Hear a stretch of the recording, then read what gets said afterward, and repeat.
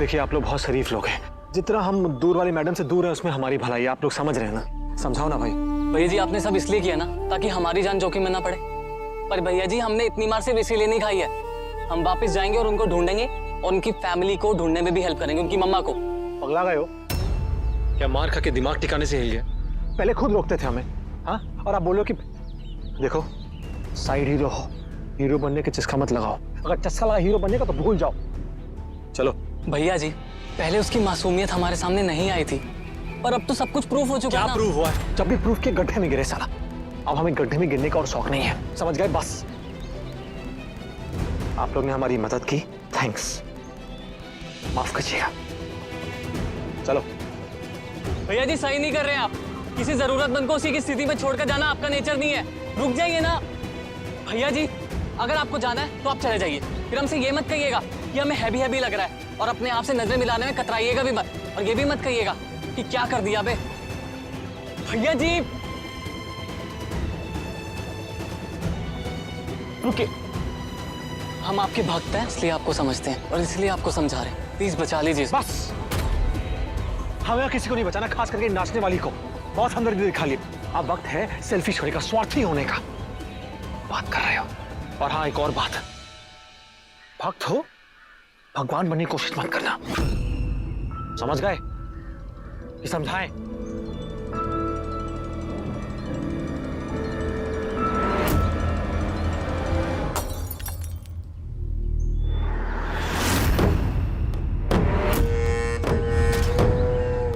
बस इसी तरह हमारे सब्र का बांध भी टूट चुकी है। अब और इंतजार नहीं होती हमसे। यहाँ पर किसी को पता नहीं होती कि वो लड़की किधर होती।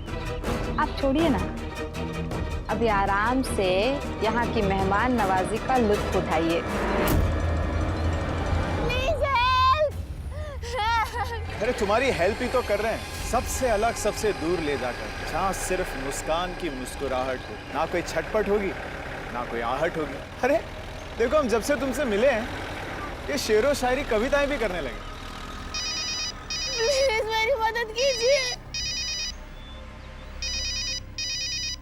एक आवाज नहीं, वरना ये 6 की 6 गोलियां तेरे भेजे के पार होगी।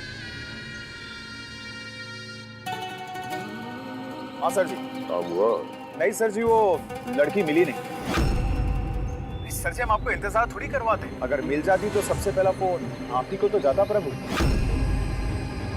आप बिल्कुल फिक्र मत कीजिए, बबलू रंगीला का अगर रंग भी फीका पड़ जाए ना फिर भी वो आपका काम करके ही लौटेगा।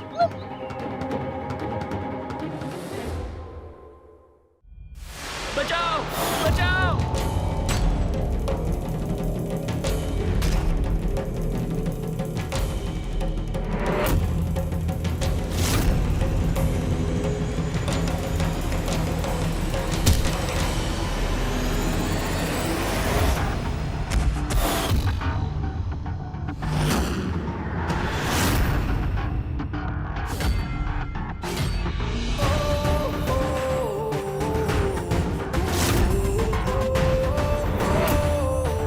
मुस्कान, मुस्कान जी, दूर वाली मैडम जी, हम आ गए आपको लेने, आ जाइए।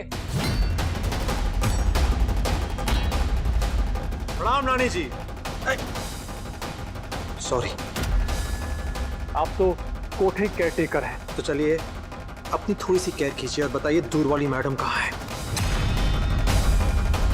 इससे पहले कि हम इसका भेजा उड़ाएं और उसके बाद आपका, वो भी सीधे 5 फीट हवे में।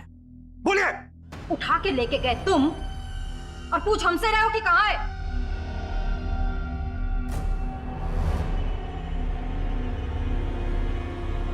हाँ बुढ़ाओ, फोन अंदर। इस उम्र में ज्यादा सोचे की मिस्टेक मत कीजिए, ज्यादा अकल लगाएंगे तो अभी एक पैर से लंगड़ा रहे हैं, उसके बाद जीवन भर लंगड़ाते फिरेंगे आप।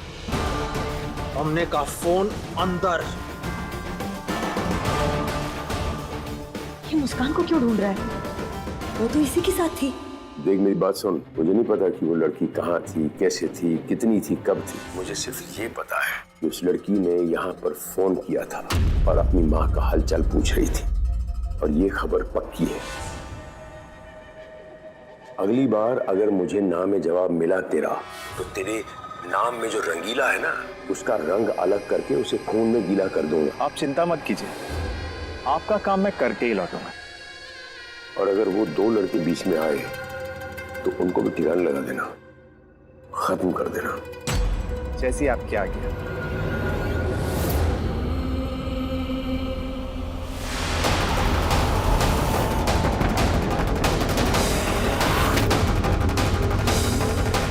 पापा की दी हुई हर एक चीज से इतनी नफरत, चेन गिरवी रख दी।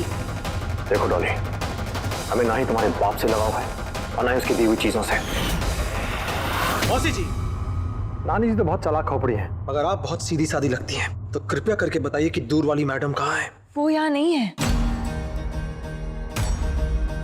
अच्छा, लेकिन इनका वो पागल कुत्ता मतलब वो भाड़े का टट्टू हमारे सामने दूर वाली मैडम को भगा कर ले गया, हमें लगा वो यहीं पर आएगा। देखिए, इससे पहले कि हमारा दिमाग खा न जाए, कह दीजिए कहाँ है वो। बता दिया ना कि वो यहाँ नहीं है।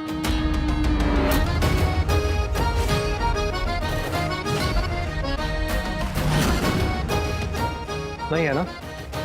तो एक काम कीजिए, तो लगाइए अपने पालतू कुत्ते को फोन और पूछिए उससे कहाँ है। और जैसा हम बोल रहे हैं ठीक वैसा ही बोलिएगा, क्योंकि अब मुस्कान को सिर्फ हम ही ला सकते हैं, फुल एंड फाइनल।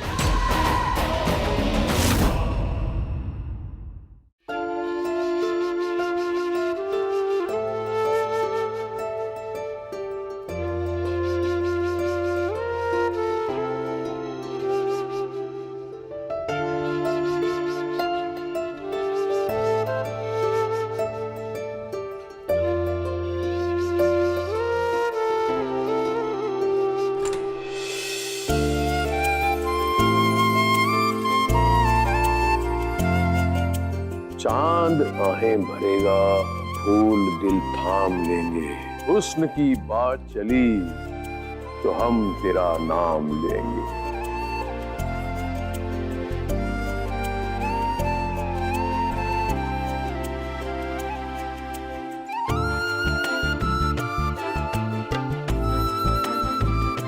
दिन में चांद कहाँ निकलता है?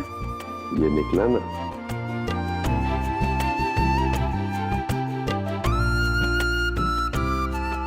जरा सर नीचे कीजिए तो। आपके लिए तो हम हमेशा नतमस्तक रहते हैं जनाब। इसे बहुत ध्यान से रखिएगा, कहीं उतारिएगा नहीं। एक बहुत कठिन पूजा का फल है ये धागा। हमारी पत्नी जो ठहरी, आसान चीजें शोभा नहीं देती आपको। कठिन चीजें करने में ही आपको स्वाद आता है। कितने अच्छे तरीके से जानते हैं ना आप मुझे। भगवान करे सबको आप जैसा पति मिले। लेकिन अफसोस, भगवान जी ने ऐसा किया नहीं। आपकी बात तो मान ली, लेकिन हमारी बात नहीं मानी। सबको आप जैसी पत्नी नहीं दी। करोड़ों में एक है आप। ऐसे मेरा लाडला आपका सुपुत्र कहाँ है? दिखाई नहीं दिया। जब से आप ससुराल से गई हैं, आपके सुपुत्र गायब है। अभी आप ससुराल वापस आ गई हैं, वो भी मैं क्या आ जाएगा। वैसे गायत्री जी, आपको नहीं लगता कि ये जो त्योहार होते हैं, रस्म रिवाज होते हैं, ये सिर्फ इसलिए होते हैं कि परिवार एक साथ मिले बैठें, एक साथ प्यार बांटें, एक दूसरे को समझें।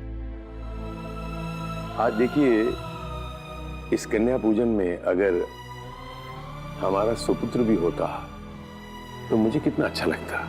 आप ही का खून दौड़ता है उसके रगों में। उड़ता पंछी आ जाएगा।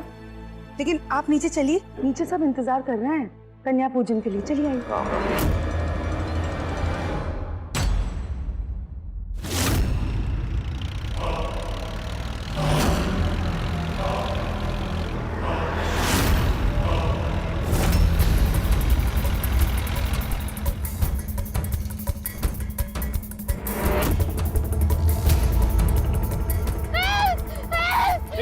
चिल्ला रही हो?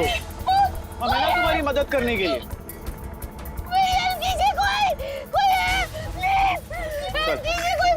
उधर नीचे, उधर नीचे, उधर नीचे। मदद कीजिए कोई।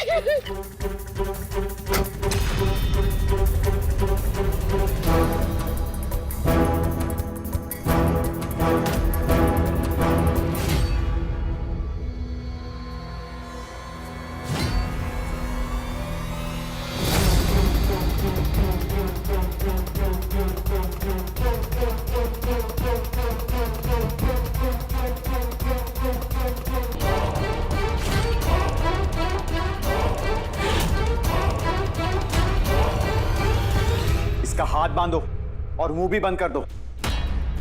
हम आते हैं और ध्यान रखना इसका।